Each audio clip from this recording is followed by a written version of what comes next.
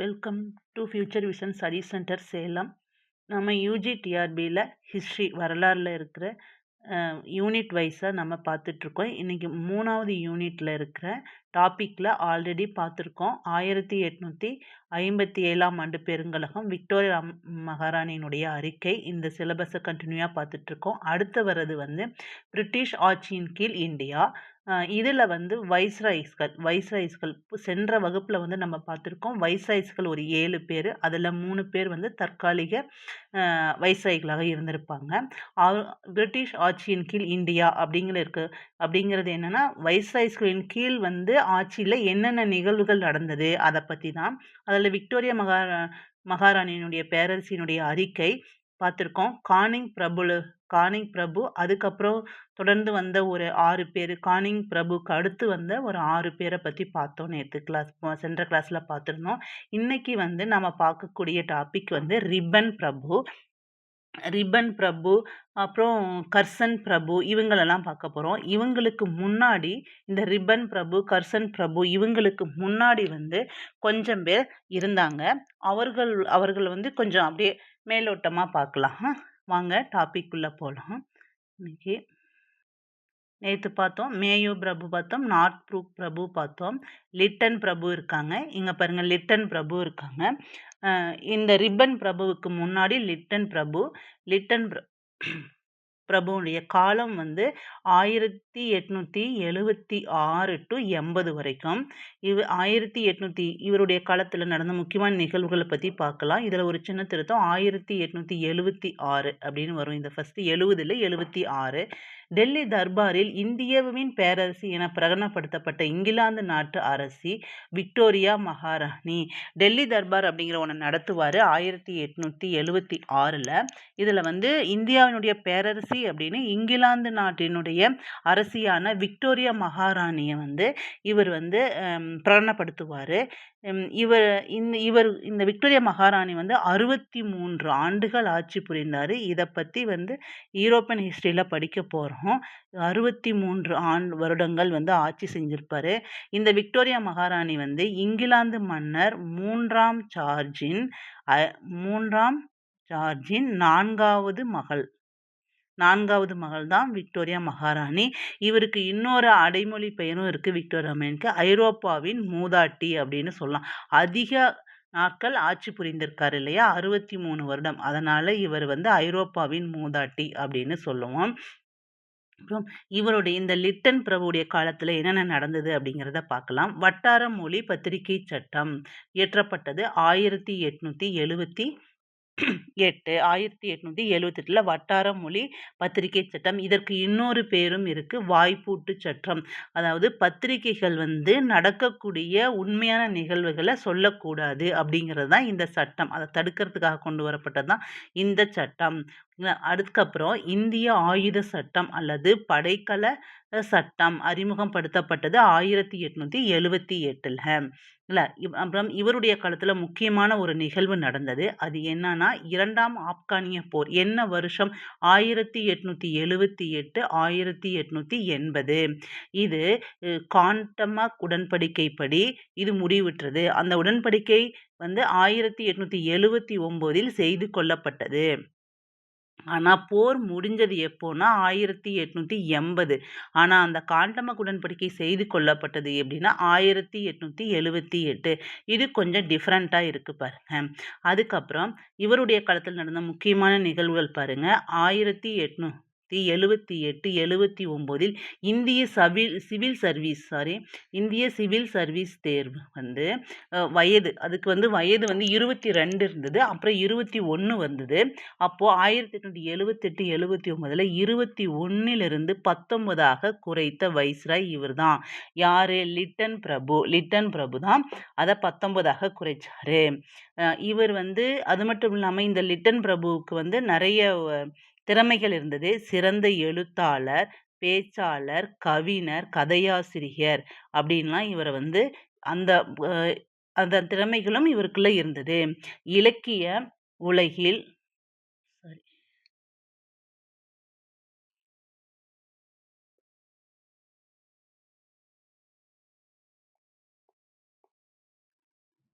ஒரு நிமிஷம்.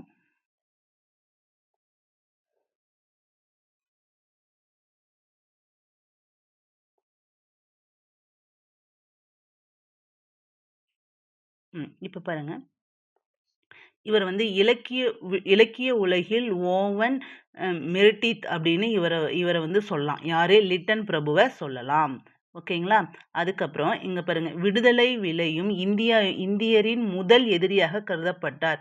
ஏன் அப்படி கருதப்பட்டார்னா, இவர் வந்து கொண்டு வந்திருக்காரு பாருங்க. அந்த வாய்ப்பூட்டு சட்டம், அப்புறம் வந்து சிவில் சர்வீஸ் தேர்வு. இந்தியர்கள் வந்து கொஞ்சம் வயது கொஞ்சம் அதிகமா இருந்ததுன்னா, அதாவது 21 அந்த மாரி இருந்ததுன்னா, அவர்களுடைய மெச்சூரிட்டி இருக்கும். நெறைய பேர் வந்து தேர்வு எழுதி அதுல வந்து வெற்றி பெற்று அரசு பணியில இருக்கலாம். ஆனா, இத வந்து குறைச்சாரு. குறைச்சதுனால அவர்களுடைய வந்து வெற்றி வந்து தடுக்கப்பட்டது. இதனால தான் இவர வந்து இந்தியரின் முதல் எதிரியாக கருதப்பட்டவர். இவர் தான் வந்து இந்தியரின் முதல் எதிரியா ஏன்னா, இவர் வந்து இந்த மாரி சட்டங்கள்லாம் கொண்டு வந்ததுனால.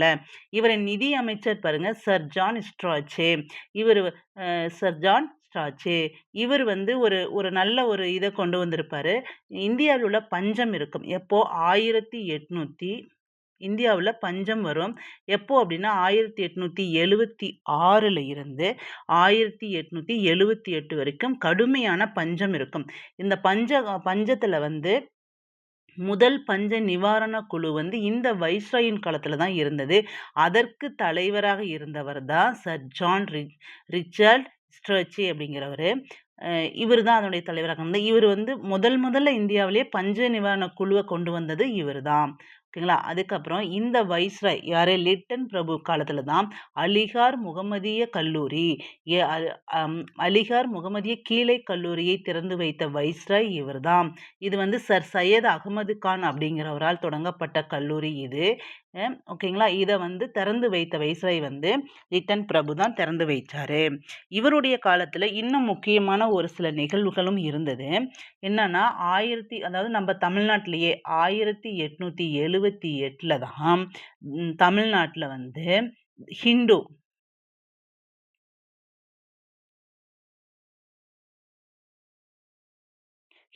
ஹிண்டு வாரப்பத்திரிகை தொடங்கப்பட்டது. இது வந்து 1889ல 89 முதல் தினசரி பத்திரிகையா மாறுனது. தினசரி ஆங்கில பத்திரிகையா மாறுனது வந்து த ஹிந்து தான். ஆங்கில பத்திரிகையா மாறுனது. அதுக்கப்புறம் இவருடைய காலத்துல இன்னொரு நிகழ்வு என்னன்னா, 1879ல வந்து சட்டப்படியான அரசு பணி என்பதை கொண்டு வந்தார். சட்டப்படியான அரசு பணி என்பதை இவர் காலத்துல தான் கொண்டு வந்தாரு. இந்த லிட்டன் பிரபு வந்து ஆப்கானியருடன் முன்னேற்ற கொள்கை, ஓகேங்களா? ஆப்கானியருடன் முன்னேற்ற கொள்கையை இருப்பாரு. ஏன்னா இதுக்கு முன்னாடி இருக்கிற வைஸ்ராய்ஸ்லாம் பாருங்க, நார்த் புரூக் 1872, 1876ல தலையிடா கொள்கையை பின்பற்றி இருப்பாங்க. அதே மாதிரி சர் ஜான் லாரன்ஸ் 1864, 1869ல திறமை செயலின்மை கொள்கையை பின்பற்றுவாரு. ஆனால் லிட்டன் பிரபு வந்து ஆப்கானியருடன் முன்னேற்ற கொள்கையை பின்பற்றினாரு. அதுதான் இவர் வந்து முன்னேற்ற கொள்கையை பின்பற்றினால 2ஆம் ஆப்கானிய போர் வந்து நடந்தது. கான்டமென்ட் உடன்படிக்கையும் இவருடைய காலத்துல தான் வந்து கொண்டு வரப்பட்டது. சரி, அடுத்த வைஸ்ராய்க்கு போலாம். அடுத்த வைஸ்ராய் வந்து ரிப்பன் பிரபு. என்ன வருஷம்? 1880 to 1884. இவருக்கு ஒரு இயற்பெயர் இருக்கு. ஜார்ஜ் பெடரிக். ரிப்பன் பிரபுவுடைய இயற்பெயர் வந்து ஜார்ஜ்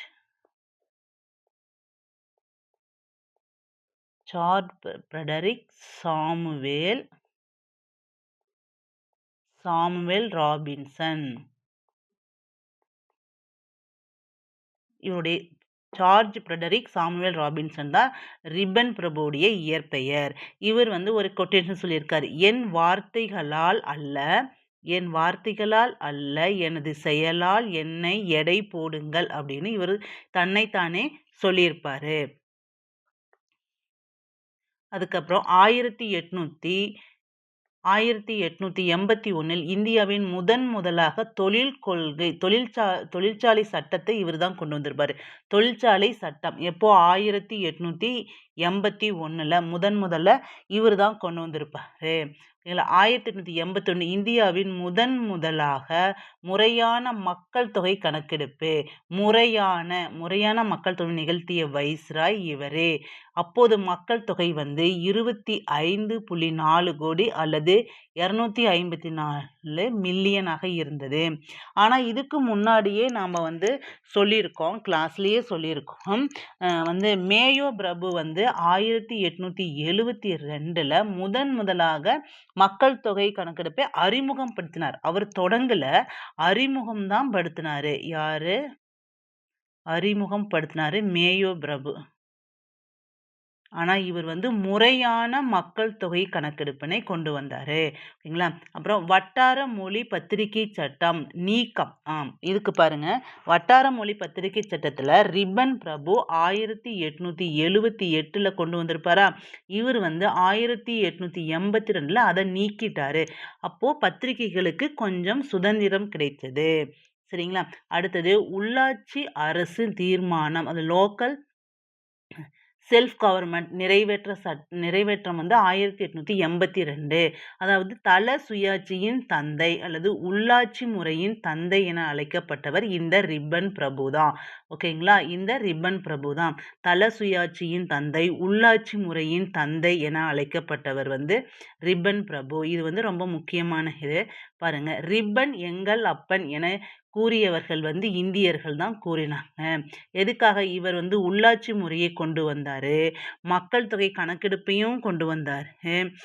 அப்புறம் வாய்ப்பூட்டு சட்டம் அப்படிங்கிற வட்டார மொழி பத்திரிகை சட்டம் நீக்கத்தை இவர் தான் கொண்டு வந்தாரு. இதனால இவர் இன்னும் கொஞ்சம் நிறைய விஷயங்களை செஞ்சிருக்காரு, அது பின்னாடி பார்க்க போறோம். இதனால தான் ரிப்பன் எங்கள் அப்பன் என கூறினார்கள். இந்தியர்கள் தான் அதை சொல்லியிருப்பாங்க. இந்தியர்களுக்கு நன்மைகள் செய்ததால இதை சொல்லியிருப்பாங்க. அடுத்தது இவருடைய காலத்துல இன்னொரு முக்கியமான இது என்னன்னா, ஹண்டர் கல்விக்குழு நியமிக்கப்பட்ட ஆண்டு 1882. ரிப்பன் பிரபு காலத்தில் தான் இருந்தது. இக்கல்விக்குழு உட்ஸ் கல்வி அறிக்கையை செயல்பாட்டை ஆராய நியமிக்கப்பட்டது. உட்ஸ் குழு நியமிக்கப்பட்டதுல இருந்து அதனுடைய செயல்பாடுகள் எப்படி இருக்கு, அது எல்லா இடத்திற்கும் சரியான ரீச் ஆயிடுச்சா அப்படிங்கிறத செயல்பாட்டை ஆராய தான் இது நியமிக்கப்பட்டது. இக்கல்விக்குழு தொடக்க கல்விக்கு முக்கியத்துவம் வழங்கியது. இது ஹண்டர் கல்விக்குழு தொடக்க கல்விக்கு முக்கியத்துவம். முதலாக இந்த ஹண்டர் கல்விக்குழு தான் தொடக்க கல்வியை பத்தி சொல்லியிருந்தாங்க. அது மட்டும் இல்லாம அனைவருக்கும் ஆரம்ப கல்வி என்ற கல்விக் கொள்கைக்கு கால்கோல் ஊன்றியதே ரிப்பன் தான். அனைவருக்கும் ஆரம்ப கல்வி இருக்கணும் அப்படிங்கிறதுக்கான கால்கோல் ஃபர்ஸ்ட் சொன்னவரும் அதை கொண்டு வரணும்னு சொன்னவரும் ரிப்பன் பிரபு தான். ஓகேங்களா? இவரது காலத்தில் நீதித்துறையில் மாற்றத்தை ஏற்படுத்திய மசோதா ஈல்பிரட் மசோதா. இந்த ஈல்பிரட் மசோதால தான் இந்த ரிப்பன் பிரபு பதவியை இழந்தாரு. இந்த ஈல்பிரட் மசோதா காலம் 1883. மசோதா கொண்டு வரப்பட்ட ஆண்டு 1883 பிப்ரவரி தான். இங்க இருக்கு பாருங்க, பிப்ரவரி 2ல இது கொண்டு வரப்பட்டது. ஓகேங்களா? இந்த ஈல்பிரட் மசோதாவை தயாரிச்சவர் யாருன்னா சிபி இல்பர்ட். இவர் வைஸ்ராயுடைய நிர்வாக குழு சட்ட உறுப்பினர். இதை தயாரிச்சவர் சிபி இல்பர்ட். இவர் வைஸ்ராயுடைய நிர்வாக குழுவினுடைய சட்ட உறுப்பினராக இருந்தாரு, சிபி இல்பர்ட். ஓகேங்களா? இந்த ஈல்பிரட் மசோதா 1883 to 84 இருந்தது. 84 வரைக்கும் இது பிரச்சனை இருந்தது. இது அறிமுகப்படுத்தப்பட்ட ஆண்டு பிப்ரவரி 2, 1883. ரிப்பன் பிரபுவை பதவி இழக்க வைத்த மசோதா ஈல்பிரட் மசோதா. இந்த ஈல்பிரட் மசோதா அப்படிங்கிறது அதாவது இந்தியாவில் இருந்த பிரிட்டிஷார் ஏதாவது குற்றம் இருந்தா, அவர்கள் மேல தவறு இருந்ததுன்னா அதை பத்தி விசாரிக்கிறதுக்குன்னு ஒரு நீதிமன்றமோ அல்லது ஒரு குழுவோ இருக்கும். ஆனா அதுல இந்தியர்கள் முழுக்க இந்தியர்கள் இருக்கக்கூடாது. இந்திய நீதிபதிகளோ, இந்திய குழுவில் உறுப்பினர்களா வந்து இந்தியர்கள் இருக்கக்கூடாது அப்படிங்கிறது தான். இதுல வந்து பல மாற்றங்கள் கொண்டு வந்து, இந்த இல்பர்ட் மசோதாவுல எதிர்த்தாங்க. ஆங்கிலேயர்கள் வந்து இந்த இல்பர்ட் மசோதாவை எதிர்த்தாங்க. இந்த எதிர்த்து என்ன கொண்டு வந்தாங்க அப்படின்னா, தற்காப்பு சங்கம் அப்படிங்கிறத கொண்டு வந்தாங்க ஆங்கிலேயர்கள். தற்காப்பு சங்கம் அப்படிங்கிறத கொண்டு வந்து இந்த இல்பர்ட் மசோதாவை பிரிட்டிஷார் வந்து எதிர்த்தாங்க. இதை எதிர்த்ததுனால இதில் வந்து திருத்தம் கொஞ்சம் கொண்டு வந்தாங்க. எப்படி அப்படின்னா, இந்தியாவில் இருக்கக்கூடிய பிரிட்டிஷாரை வந்து ஏதாவது தவறு இருந்தால், அவர்கள் மீது குற்றம் இருந்தால், அவர்களை விசாரிக்கக்கூடிய அந்த ஜூரிகள் அப்படிங்கிறவங்களுக்கு வந்து 50% வந்து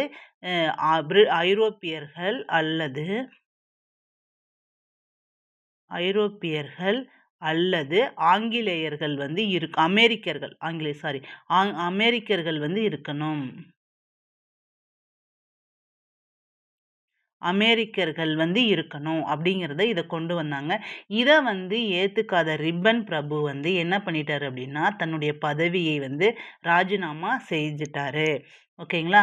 அதுக்கப்புறம் பாருங்க, மைசூர் நிர்வாகத்தை வில்லியம் பெண்டிங் பிரபுவால் எடுத்துக் கொள்ளப்பட்டதை மீண்டும் 3ஆம் கிருஷ்ணராஜாவின் தத்து புதல்வர் சாமராஜேந்திர உடையாரிடம் 1881 வழங்கினர். இது வந்து வில்லியம் பெண்டிங் எந்த வருஷம் எடுத்துக்கிட்டார் தெரியுமா? 1831 இந்தியாவில் இருந்த பிரிட்டிஷ் பகுதியோடு இணைக்கப்பட்டது. இதை வந்து மீண்டும் ரிப்பன் பிரபு வந்து இவர் சாமராஜேந்திர உடையார்கிட்ட கொடுத்துட்டாரு. இந்த வைஸ்ராயினுடைய ரிப்பன் பிரபுவின் மாநகராட்சி கட்டிடம் அமைந்துள்ள இடம் வந்து சென்னை சென்ட்ரல் பக்கத்துல இது இருக்கு. ஓகேங்களா? இந்த ரிப்பன் பிரபு அடுத்தது வந்து யாரை பார்க்க போறோம் அப்படின்னா, டஃப்ரின் பிரபு. இவருடைய காலம் வந்து 1884 1888. இவருடைய காலத்துல ரொம்ப முக்கியமான ஒரு நிகழ்வு நடந்தது. இந்தியாவினுடைய முதல்ல ஒரு அரசியல் கட்சி, அரசியல் சார்ந்த ஒரு இந்தியர்களுக்காக பேசக்கூடிய, பிரிட்டிஷரும் பேசக்கூடிய ஒரு கட்சி கொண்டது. அதுதான் ஐஎன்சி தொடக்கம் 1885 டிசம்பர் 28. ஓகேங்களா? சரி, இந்த டஃப்ரின் பிரபுவுடைய இயற்பெயர் என்னன்னு பார்க்கலாம். இவருடைய இயற்பெயர் வந்து ஃபிரெடரிக் ஹாமில்டன் டெம்பிள் பிளாக்வுட். ஓகேங்களா? ஃபிரெடரிக் ஹாமில்டன் டெம்பிள் பிளாக்வுட் தான் இந்த டஃப்ரின் பிரபுடைய இயற்பெயர். இவர் வந்து வைஸ்ராய் இருந்த காலம் வந்து 1884 1888. இவருடைய காலத்துல தான் ஐஎன்சி தொடக்கம் டிசம்பர் 28 1885. அப்போது இந்த ஐஎன்சி தொடங்கும் போது இந்தியாவுடைய அரசு செயலர் யாரு அப்படின்னா கிராஸ் பிரபு. இந்தியாவினுடைய அரசு செயலர் வந்து கிராஸ் பிரபு. ஓகேங்களா? இந்த ஐஎன்சி தொடங்கப்பட்ட இடம் வந்து பம்பாயில தொடங்கப்பட்டது. இந்த ஐஎன்சியை டஃப்ரின் வந்து ஒரு வர்ணனை பண்ணியிருப்பாரு. எப்படி ஐஎன்சியை ஒரு நுண்ணிய சிறுபான்மை குழுவினர் அப்படின்னு வர்ணிச்சார் வந்து டஃப்ரின் பிரபு. என்னென்ன வர்ணிச்சிருக்காரு? ஓர் நுண்ணிய சிறுபான்மை குழுவினர் அப்படின்னு வர்ணிச்சிருக்காரு. ஐஎன்சி தொடக்கப்பட்ட போது இந்திய வைஸ்ராய் வந்து டஃப்ரின் பிரபு. அப்புறம் ஐஎன்சியை தொடங்கியவர் வந்து ஹியூம் இல்ல ஏஓ ஹியூம் தான் வரும். இது வந்து கொஞ்சம் தப்பா இருக்கு. இங்க பாருங்க, ஏஓ ஹியூம். ஹியூம் இவரும் வந்து ஒரு பிரிட்டிஷர் தான். அதாவது ஆலன் ஆக்டோவியன் ஹியூம். ஓகேங்களா? இந்த ஆலன் ஆக்டோவியனுடைய முயற்சியால தான் வந்து ஏஓ ஹியூமோட முயற்சியால தான் வந்து இந்த ஐஎன்சி வந்து தொடங்கப்பட்டது.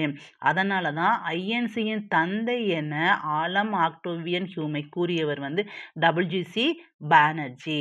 முதல் ஐஎன்சி மாநாட்டினுடைய தலைவர் தான் டபிள்யூஜிசி பானர்ஜி. ஐஎன்சி மாநாடுகளை பற்றி பின்னாடி வர டாப்பிக்கில் நாம் பார்க்க போகிறோம். ஓகேங்களா? அடுத்தது இந்த டஃப்ரின் காலத்தில் நடந்த முக்கியமான நிகழ்வுகள் கொஞ்சம் இருக்கு. இவருடைய காலத்தில் தான் 3வது பர்மிய போர் நடைபெற்றது. 3வது பர்மிய போருடைய காலம் 1885. 3வது பர்மிய போர் 1885 85 டு 86 வரைக்கும் இருக்கும் இது. இதன் மூலம் பர்மா பகுதியை, அதாவது மேல் பர்மா, கீழ் பர்மா இந்தியாவுடன் இணைத்த வைஸ்ராய் இவர் தான். இந்தியாவுடன் இணைக்கப்பட்டது. இந்தியாவுடன் பர்மா இணைந்திருந்த காலம் அப்படின்னா 1886 டு 1935. இந்த 1935ஆம் ஆண்டு சட்டப்படி தான் பர்மா தனி நாடாக அறிவிக்கப்பட்டது. அந்த சட்டப்படி பர்மா தனி நாடாக ஆனது. இது நடைமுறைக்கு வந்த வருஷம் வந்து 1937 வருஷம்தான் தனி பர்மான் அப்படிங்கிறது நடைமுறைக்கு வந்தது. இது வந்து 2023 டெட்டு கொஷினில் இது கேட்டிருந்தாங்க. ஓகேங்களா? வருடத்திற்கு ஒரு முறை கத்தும் தவளை போல் கத்திக் கொண்டிருந்த நம்மால் எந்த வெற்றியும் பெற முடியாது. இது வந்து ஒரு கூற்று. இதை ஏன்னா ஐஎன்சி விமர்த்தி வந்து பால கங்காதர திலகர், பிஜி திலகர் சொல்லியிருக்காரு. இவர் வந்து தீவிரவாதத்தை சேர்ந்த மிதவாதிகள். காங்கிரஸில் வந்து மிதவாதிகள், தீவிரவாதிகள் என 2 பிரிவினர் இருப்பாங்க. அதாவது மிதவாதிகள் அப்படின்னா அரசுக்கு மனு கொடுக்கறது, அரசுக்கிட்ட வந்து கோரிக்கை வைக்கிறது, இந்த மாதிரி தான் செய்வாங்க. ஆனால் இந்த தீவிரவாதிகள் அப்படிங்கிறவங்கன்னா அரசை வந்து வன்மையாக, அதாவது ரொம்ப கண்டிப்பாக கேட்கறது, எங்களுக்கு இது வேணும் அப்படின்னு கண்டிப்பாக கேட்கறது கொஞ்சம் தீவிரமாக இருக்குது. அதனால் இது தீவிரவாதிகள்னால் வேற ஒன்றும் வித்தியாசமான அர்த்தம் இல்லை. இதுதான், அதாவது மனு கொடுக்கறது, ரெக்வஸ்ட் பண்ணுறது, இதெல்லாம் வந்து மிதவாதிகளுடைய செயல். தீவிரவாதிகள் வந்து போராட்டம் பண்ணுறது, அரசை வந்து நேரடியாக எதிர்க்கிறது, நேருக்கு நேர் எதிர்க்கிறது. இதுதான் வந்து இவர் இதனுடைய தலைவர் வந்து பிஜி திலகராக இருப்பார். வருடத்திற்கு ஒரு முறை கத்தும் தவளை போல் கத்தி கொண்டிருந்தால் நம்மால் எந்த வெற்றியும் பெற முடியாது என விமர்சனம் செய்தார். வருடத்திற்கு ஒரு முறை, ஏன் வருடத்திற்கு ஒரு முறை அப்படின்னு இவர் சொல்லியிருக்காரு அப்படின்னா, எப்பவுமே ஐஎன்சி கூட்டம் வந்து டிசம்பர் மாதம் 25, ஒவ்வொரு வருடமும் டிசம்பர் மாதம் வந்து 25 டு 30 வரைக்கும் நடக்கும். ஒவ்வொரு வருடமும் இந்த மாதத்துல இந்த டேட்ல தான் நடக்கும். சப்போஸ் ஏதாவது சிறப்பு கூட்டம் அப்படின்னா செப்டம்பர்ல நடக்கும். சிறப்பு கூட்டம் அப்படின்னா செப்டம்பர்ல நடக்கும். இதனால தான் இவர் வருடத்திற்கு ஒரு முறை அப்படிங்கிற ஒரு இதை சொல்லியிருக்காரு. அப்புறம் இவருடைய இந்த டஃப்ரின் பிரபு வந்து இன்னொரு விஷயங்களையும் செஞ்சிருக்காரு. என்ன அப்படின்னா, விக்டோரியா மகாராணி பேரரசி ஆனதோட 50 ஆண்டு நிறைவு விழாவை 1887 இந்தியாவில் வந்து கொண்டாட ஏற்பாடு செய்திருக்காரு இந்த டஃப்ரின். அப்போது விக்டோரியா மகாராணி எப்போ வந்து அரசியா பதவி ஏற்றுக்கிட்டாங்க அப்படின்னா 1837. இவர் விழா கொண்டு வந்து 1887. ஓகேங்களா? அதுக்கப்புறம் அடுத்த வைஸ்ராய் யார் அப்படின்னு பார்க்கலாமா? லான்ஸ்டவுன் பிரபு. என்ன வருஷம் இவரது? 1888 டு 1894 இவருடைய காலம். ஓகேங்களா? ஓகே. இவருடைய இயற்பெயர் அப்படின்னு பார்க்கலாமா? என்னது?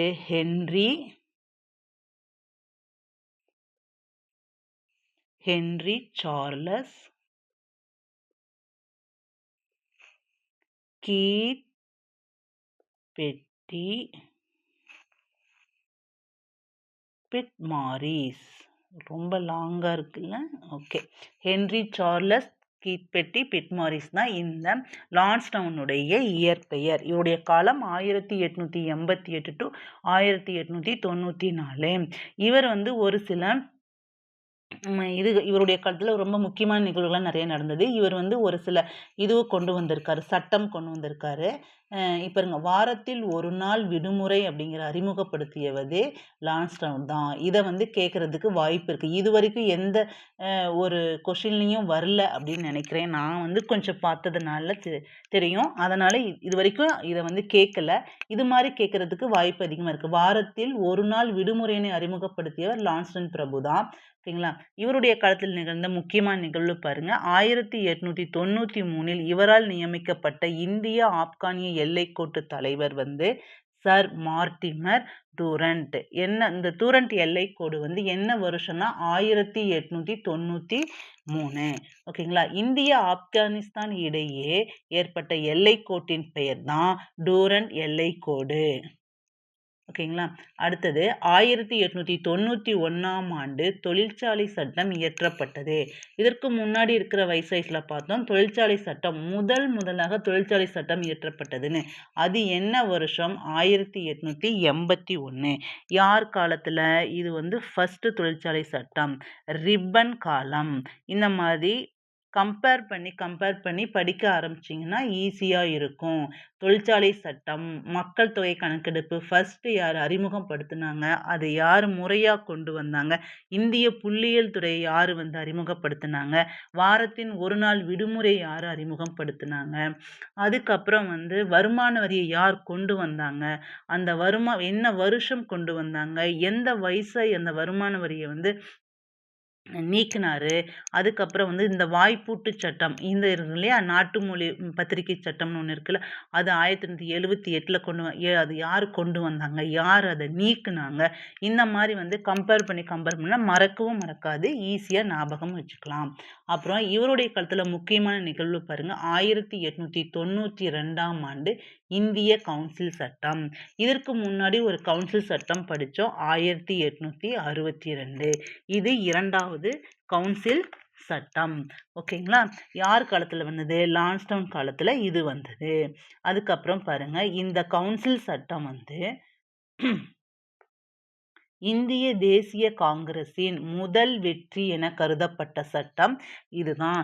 இதுல வந்து இந்தியர்களுக்கு வேண்டிய சலுகைகளை ஐஎன்சி இந்திய நேஷனல் காங்கிரஸ் மூலமா கொஞ்சம் கேட்டு வாங்கினாங்க. இதுதான் இவர்களுடைய வெற்றியா கருதப்படுது. இந்த கவுன்சில் சட்டம் எது? 1892ஆம் ஆண்டு இயற்றப்பட்ட கவுன்சில் சட்டம். இந்த சட்டத்துல ஒரு சில சரத்துக்கள் இருக்கு. அதை பார்க்கலாம் பாருங்க. அரசின் ஆண்டு வரவு செலவு, அதாவது நிதிநிலை அறிக்கை மற்றும் நிதி கொள்கை பற்றி விவாதிக்க கூடுதல் உறுப்பினர்களுக்கு அனுமதி வழங்கிய சட்டம் இது. அந்த நிதிநிலை அறிக்கையை பத்தி விவாதம் பண்றதுக்கே வந்து இந்த சட்டம் தான் வந்து அனுமதி வழங்கியது. உறுப்பினர் தேர்தலில் மறைமுகமாக தேர்தல் முறையினை அறிமுகப்படுத்திய சட்டம் 1892. தேர்தல் அப்படிங்கிறதையே இந்த சட்டத்தின் மூலம் தான் நாம பார்க்க முடியுது. மறைமுக தேர்தல் முறையினை அறிமுகப்படுத்திய சட்டம் 1892ஆம் ஆண்டு சட்டம் தான். ஓகேங்களா? அதுக்கப்புறம் இந்த சட்டத்துல வந்து ஒரு சில விஷயங்கள் இருக்கு பாருங்க. இந்த சட்டப்படி மத்திய சட்டமன்றத்தில் இடம்பெற்ற 2 இந்தியர்கள், எத்தனை பேர் இருந்தாங்கன்னா 2 பேர் இருந்தாங்க. அவர்கள் யாரு அப்படின்னா கோகலே, கோபாலகிருஷ்ண கோகலே, அடுத்தது அஜிதோஸ் முகர்ஜி. இவங்க 2 பேரும் சட்ட உறுப்பினர்களாக இருந்தாங்க. இது ஒரு முக்கியமான பாயிண்ட். சட்ட உறுப்பினர்களா இருந்தாங்க. யார் யார் இருந்தாங்க? இந்த கோபாலகிருஷ்ண கோகலேவும் அஜிதோஸ் முகர்ஜியும் இருப்பாங்க. அதுக்கப்புறம் இந்த ஐசிஎஸ் தேர்வுக்கெல்லாம் இந்திய குடிமை பண்ணியிருக்கீங்களா? இது 3ஆக பிரிக்கப்பட்டது. எத்தனை? 3ஆக பிரிக்கப்பட்டது. முதல் வந்து என்ன? மத்திய பணி. இந்த சட்டத்தின்படி 3ஆக பிரிக்கப்பட்டது. மத்திய பணி 1. 2வது வந்து இங்க எழுதுறேன் பாருங்க. 1 வந்து மத்திய பணியா இருந்தது. 2வது வந்து மாகாண பணி.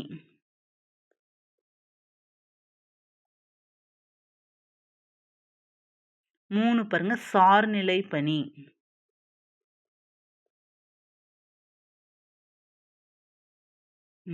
நாம இப்போ பார்க்குறோம். பொதுப்பட்டியல், அ மத்திய பட்டியல், மாநில பட்டியல், பொது பட்டியல் பார்க்குறோம் இல்லையா? அதற்கான வித்து இந்த கவுன்சில் சட்டம் 1892ஆம் ஆண்டு சட்டத்தின் மூலம் தான் இது ஸ்டா ஸ்டார்ட் ஆச்சு அப்படின்னு சொல்லலாம். மத்திய பணி, மாகாண பணி, சார்நிலை பணி அப்படின்னு 3 பணிகள் 3ஆ பிரிக்கப்பட்டாங்க ஐசிஎஸ்இ இதுல. அடுத்தது இவருடைய காலத்துல வந்து 1893 ஹர்சல் குழு இருந்தது. ஹர்சல் குழு 1893. இந்த குழு வந்து நாணய சீர்திருத்தங்கள், நாணயங்கள்ல வந்து ஒரு சில நாணயங்கள் இந்தியாவுல அச்சடிக்கப்பட்ட நாணயங்கள் அல்லது பிரிட்டிஷாரால் அறிமுகப்படுத்த நாணயங்கள், இந்த நாணயங்கள்ல ஒரு சில மாற்றங்கள கொண்டு வந்தது. இந்த குழுக்கள பத்தி பின்னாடி ஒரு டாபிக்ல வந்து இதெல்லாம் எதுக்காக ஏற்படுத்தப்பட்டது, இந்த குழுக்கள் வந்து என்ன செஞ்சது, இந்த குழுக்கள் வந்து இயற்றப்பட்ட காலம் என்ன, இதெல்லாம் வந்து பின்னாடி டாபிக்ல பார்க்கலாம். அடுத்த வைஸ்ராய் பார்க்கலாம். 2ஆம் எல்ஜின் பிரபு 1894 to 1899. இவருடைய இயற்பெயர் என்னன்னு பார்த்தா Victor Brook. Victor Bruce. Okay, Victor Bruce. இவருடைய காலத்துல 1896ல இந்தியா முழுவதும் கடும் பஞ்சம் ஏற்பட்டது. ஓகேங்களா? அப்போ இந்தியா வாள்முனையில் கைப்பற்றப்பட்டது என கூறியவர் ஆமா, கண்டிப்பா இந்தியா வந்து வாள்முனையில் கைப்பற்றப்பட்டது தான். யாரு? பிரிட்டிஷாரால். கொஞ்சம் கொஞ்சமா மிரட்டி நம்மளுடைய கண்ட்ரியை ஆட்சி செய்ய அவங்க வந்துட்டாங்க. இதை வெளிப்படையா சொல்லியிருக்காரு பாருங்க 2ஆம் எல்ஜின். 1ஆம் எல்ஜினை பத்தி முன்னாடி பார்த்திருப்போம். கானிங் பிரபு அடுத்தது 1ஆம் எல்ஜின். இப்ப 2ஆம் எல்ஜின் பிரபு 1894 1899. இவருடைய காலத்துல ஒரு சில நிகழ்வுகள் இருக்கும். அது வந்து இந்த இதுல இல்ல. இப்ப கொஞ்சம் பார்க்கலாம். இவருடைய காலத்துல வந்து சித்ரால் கலகம் அப்படிங்கிறது ஒண்ணு நடந்தது. அது வந்து 1895. இவருடைய காலத்துல சித்ரால் கலகம் 1895. இவங்க யாருன்னா வடமேற்கு இந்தியாவில் இருக்கக்கூடிய வடமேற்கு எல்லைப்புறத்துல வந்து சித்ரால் அப்படிங்கிற பகுதியில் இருந்த பழங்குடியினர்கள் தான் இவங்க. இவர்கள் வந்து பிரிட்டிஷாருக்கு எதிராக கலகம் பண்ணுவாங்க. இதையும் வந்து 2ஆம் எல்ஜின் காலத்துல பிரிட்டிஷாரால் இது அடக்கப்பட்டது.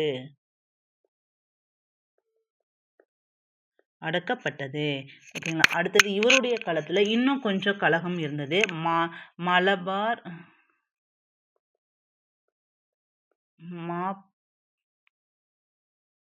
மாப்பிள்ளைகள் கலகம் எப்போ 1894 இருந்து 1896 வரைக்கும் நடக்கும். ஓகேங்களா? இதை வந்து அடக்கியவர் வந்து 2ஆம் எல்ஜின். இந்த மலபார் மாப்பிள்ளஸ் வந்து எப்படி வந்திருப்பாங்கன்னா கிபி 7ஆம் நூற்றாண்டுல வந்து மலபார் பகுதியில் குடியேறிய அரேபிய வியாபாரிகள் தான் இந்த மாப்பிள்ளஸ் அப்படின்னு சொல்லுவாங்க. அரேபிய வியாபாரிகள் தான் இவங்க வந்து 1800 எதனால இவங்க கலகம் பண்ணாங்கன்னா 1887 இயற்றப்பட்ட குடிவார சட்டத்தினால் பாதிக்கப்பட்ட இவர்கள் 1896 ஆங்கிலேயர்களுக்கு எதிராக கலகம் தொடங்கப்பட்டது. குடிவார சட்டம் 1887. இவர்கள் அதனால பாதிக்கப்பட்டதுனால 1896ல வந்து கலகம் பண்ணுவாங்க. இதையும் இவரு வெற்றிகரமா அடக்கி இருப்பாரு. இவர்கள் வந்து இவங்க அடக்கிடுவாங்க. இருந்தாலும் இவங்க வந்து இந்த மலபார் மாப்பிளாஸ் வந்து 1921 to 22ல மறுபடியும் கலகம் பண்ணுவாங்க. அப்ப யாரு வைஸ்ராயா இருந்தாங்க, அவர் எப்படி இதை அடக்குனாரு அப்படிங்கறது பின்னாடி வர வகுப்புகள்ல நாம பார்க்கலாம். ஓகேங்களா? ஓகே, இன்னைக்கு நாம வந்து வேற என்னென்ன டாபிக்க பார்த்திருக்கோம் அப்படிங்கறத ஒரு ரீகால் பார்க்கலாமா? ஓகே. லிட்டன் பிரபுவிலிருந்து நாம் இன்னைக்கு பார்த்தோம். ஓகேங்களா? இதில் ஒரு விஷயம் நான் சொல்ல மறந்துட்டேன். இந்த லிட்டன் பிரபுவுடைய இயற்பெயர் வந்து எட்வர்ட், ஒரு நிமிஷம், ஓகே, எட்வர்ட் ராபர்ட் லிட்டன். ஓகேங்களா? ஓகே. இவருடைய இயற்பெயர். இவருடைய காலம் வந்து 1876 to 80. இவருடைய காலத்துல நடந்த முக்கியமான நிகழ்வுகள் அப்படின்னா வந்து, இங்க பாருங்க, இந்த பேரரசி இந்தியாவின் விக்டோரியா மகாராணியை இந்தியாவின் பேரரசி அப்படின்னு அதாவது பிரகடனப்படுத்துவார் இவரு.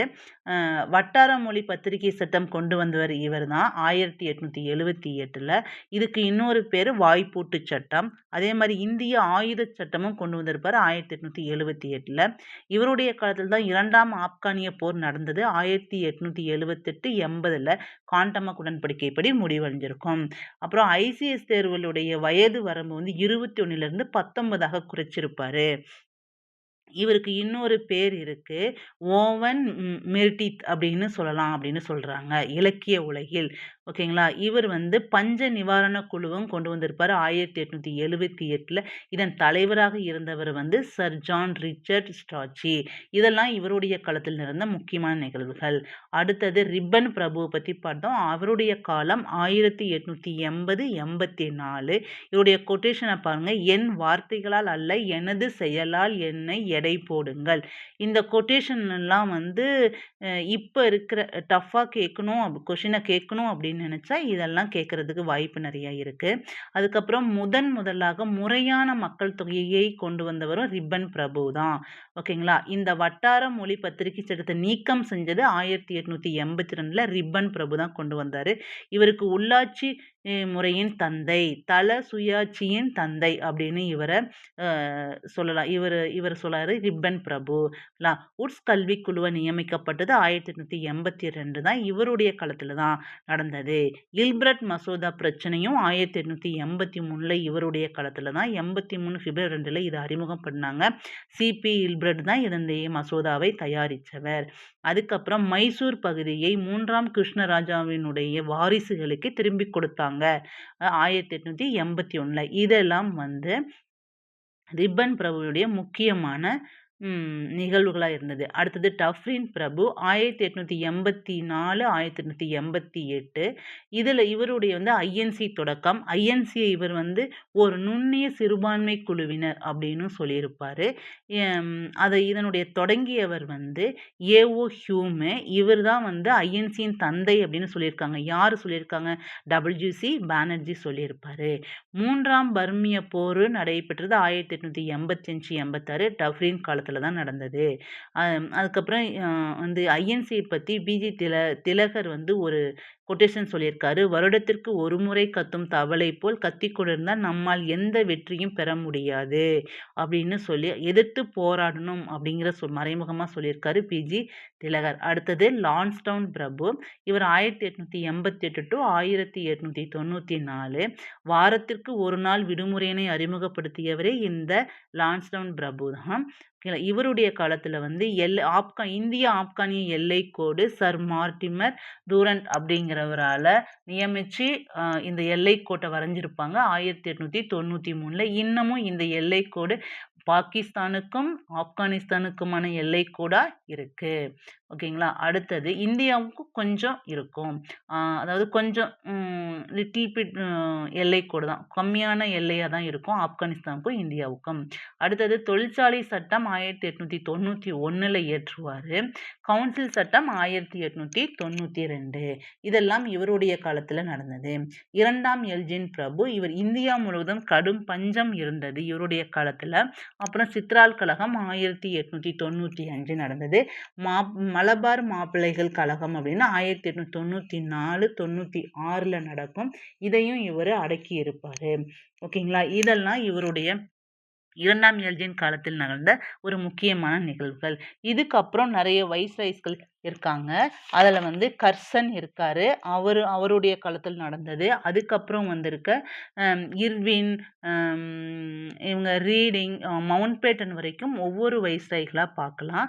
வந்து பிரிட்டிஷ் அரசு கவர்மெண்ட் கீழே இந்தியாவினுடைய நிலைமைகள் அப்படிங்கிற இந்தியாவினுடைய நடந்த நிகழ்வுகள் வந்து இப்போ பார்த்துட்ருக்கோம். நம்ம இதனுடைய கண்டினியூட்டி நெக்ஸ்ட் கிளாஸில் பார்க்கலாம். Thank you. Future Vision Study Center, second floor, ABK Maruti Plaza, opposite Hotel Lakshmi Prakash, SKS Hospital Road, New Bus Stand, Salem 4. For contact 90420 30163 and web address www.futurevision.ias.com.